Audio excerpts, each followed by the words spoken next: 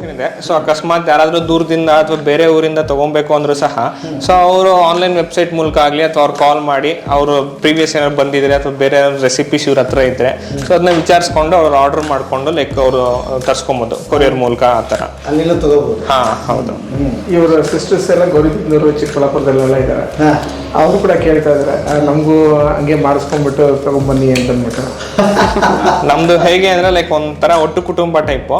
So ಒಂದ್ಸತಿ ಮಾಡಿಸ್ಕೊಂಡ್ರೆ like ಎಲ್ರು ಹಂಚ್ಕೋತೀವಿ ಸಂಬಂಧಿಕರೆಲ್ಲ. So ಆ ಥರ ಸೊ ಅದಕ್ಕಾಗಿ ಆವಾಗ ಅಂದ್ರೆ ಒಂದು 3 to 6 months ಆ ಗ್ಯಾಪ್ ಅಲ್ಲಿ ಬರ್ತಾ ಇರ್ತೀವಿ.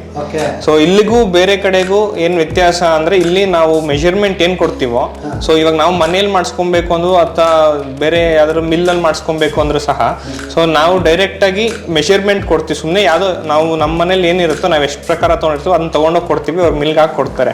ಬಟ್ ಇಲ್ಲಿ ಹೇಗೆ ಅಂದ್ರೆ ಪಕ್ಕಾ ಮೆಜರ್ಮೆಂಟ್ ಇರುತ್ತೆ. ನಿಮ್ಗೆ 1/4 kg ಅಂದ್ರೆ 1/4 kg ಇರುತ್ತೆ, ಅಥವಾ 10 ಗ್ರಾಮ್ ಅಂದ್ರೆ 10 ಗ್ರಾಮ್ ಇರುತ್ತೆ. ಆ ತರ ನಮ್ಗೆ ಯಾವ ಮೆಜರ್ಮೆಂಟ್ ಬೇಕು ಎಕ್ಸಾಕ್ಟ್ ಮೆಜರ್ಮೆಂಟ್ ಪ್ರಕಾರ ಅವರು ಮಾಡ್ಕೊಡ್ತಾರೆ.